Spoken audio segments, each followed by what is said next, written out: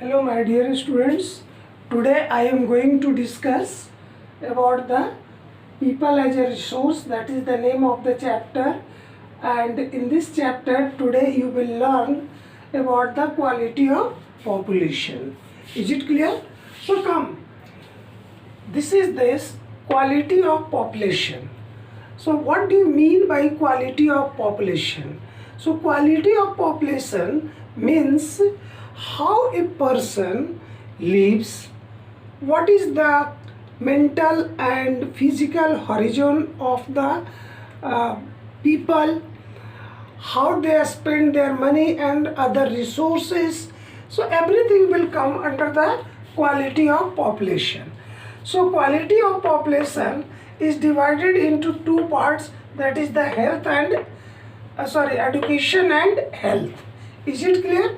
So you can say there are two important factors on which quality of population depends. One is the education and other is the health. So how the education helps in the development of quality of population? So first, that is the education develops skills and knowledge. Okay, so if the people is highly skillful, it means he has more power to produce anything, to innovate anything, to manufacture anything. And if the people has the knowledge, it means he can give a better lifeline to the economy. Now come to the change in society and scientific advancement. So if the people is educated and has knowledge, it means he has the ability to change the society. In the society there are so many orthodox things and the people believe in the orthodox, and that is not suitable for the development of the people economy. So in place of orthodox, he will use the scientific advancement and automatically the society will change. Now education develops mental horizon. So mental horizons means high thinking ability, high capacity to do something, and that is known as mental horizons. Next, if the education helps us to utilize scarce resources in a efficient way. So what is a scarce resources? All those resources which are very few in our economy, and in future it may vanish from the economy, so that resources we should preserve. So not only you can say today we fulfill our present needs from these scarce resources, but also preserve for futures, and that is known as sustainable development. And education helps us how to utilize these scarce resources in a efficient way. Now next, enhance income earning. So as you know, if the people has the skill, has the knowledge, he can get a better job, and if the better employment if he gets, his income will increase, and as the income of the people will increase, automatically the inequality between the rich and poor will reduce. So education helps to reduce inequalities in the income, because here the people will get more income. So in this way we can say education helps to change the society through the scientific advancement. It develops the mental horizons. Now scarce resources can be used efficiently. The income of the people will starts to increase, which help to reduce the inequalities in the income. So these are the basic uses of education. Now come to the towards the health. If you have a better health, means you are mentally and physically fit, then what will happen? Higher productivity and production will take place. It means the people can do more hours of work. So more hour of work indicates the higher productivity of the person, and if you are doing hard work for more hours, automatically production or output will increase. Next, it helps to increase the life expectancy. So if you have the knowledge how to utilize the nutrient foods and other things, you are capable to get better health facilities. Automatically your life expectancy will increase. Here just I want to give you one example. In this world there are two kinds of economy. One is known as developed and other is known as developing economy. So in the developing economy the life expectancy is low. In our country the average life expectancy is nearly 72 years, and somewhere you will find that is 69 years. But in all the developed countries the life expectancy of the people is high because they know how to preserve our life. The medical advancement is more. Now comes to the, if your life expectancy, if your productivity and production will increase, automatically you will be able to improve the quality of life. So improvement of quality of life also depends on education and the knowledge. So if you have the knowledge how to protect our life, automatically the quality of life will increase. So in this chapter we learned about the quality of population. Totally depends on the two things. One is the education and other is health.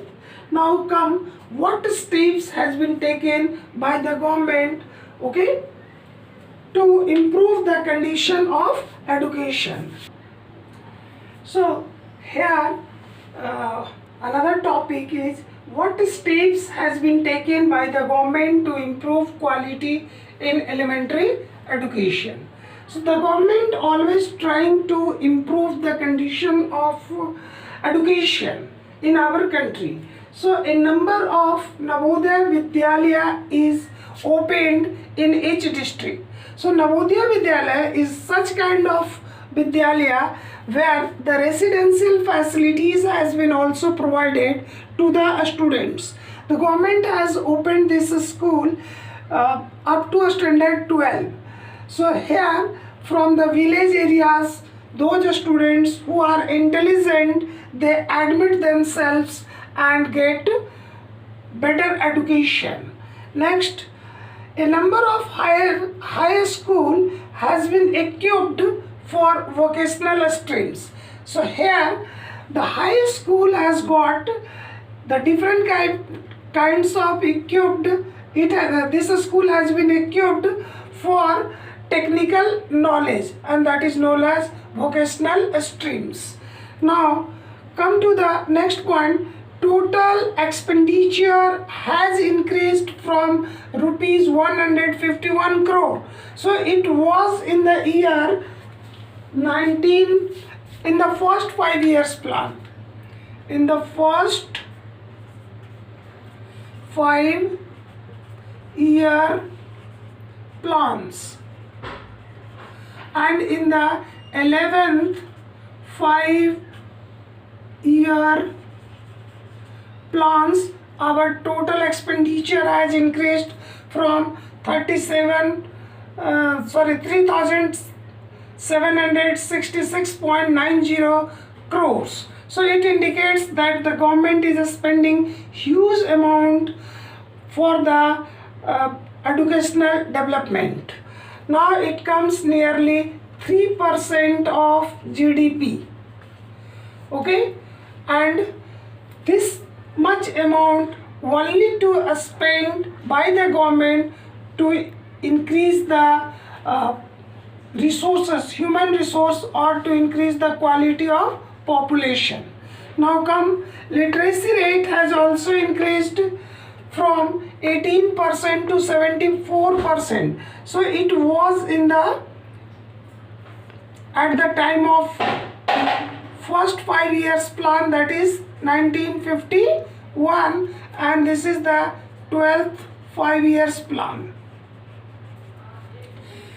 Or according to the data of 2010-11, okay, when the census was done, we got actual literacy rate is 74.4%, but I have taken the exact value 74%. So it indicates that many times the literacy rate has increased. However, this is the most important lines, but still women are 16% less educated than men. So it indicates that in our country the condition of the women is not up to the mark, and that's why their literacy rate is nearly 16 or 17% below or less in compared to men. Now if we try to indicate the two states such as Kerala and Bihar, so what we find? In Kerala, that is 94.4% literacy rate is present, and in Bihar that is only 62% literacy rate is present. So educationally Bihar is most backward states, whereas Kerala is well developed states. Now to remove such kind of inequalities, the government has started a number of programs. So first program is Sarv Shiksha Abhiyan. So in the Sarv Shiksha Abhiyan, it is launched by the central government with the help of a state government. Here the contribution of a state government is nearly 30%, whereas the central government gives the aid up to 70%.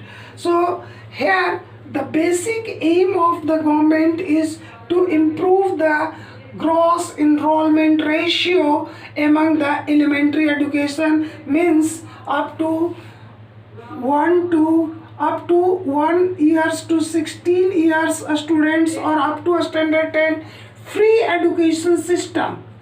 Free education system has been developed.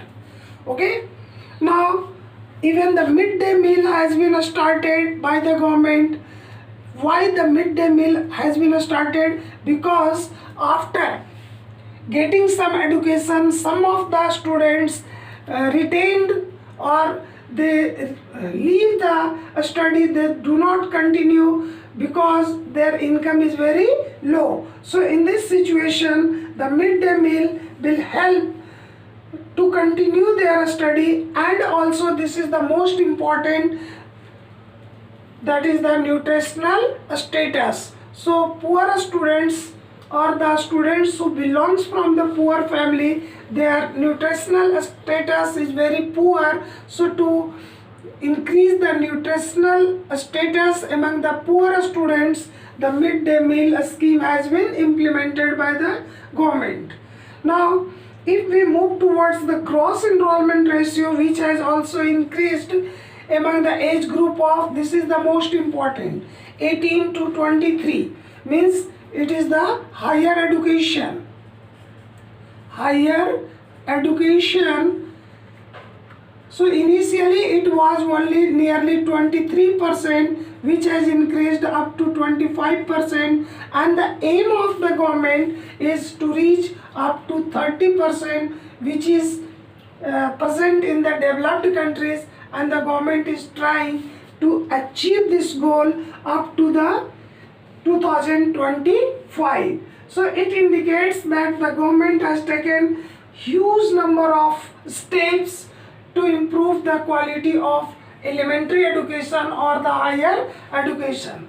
So except all these things, you will find that a number of universities, a number of schools has been opened by the government, and the government is ready to give some aid. Even the private sector's school has also given rights to open and to educate the children so that the quality of population may increase. Except the universities, even the formal and non-formal IT sector has been developed. Now the distance education system has also developed so that the people may not only get the education, they also may engage themselves for earning purpose. So in this way, we find that the government has done huge amount of work for the development of the human resource. Okay? Thank you.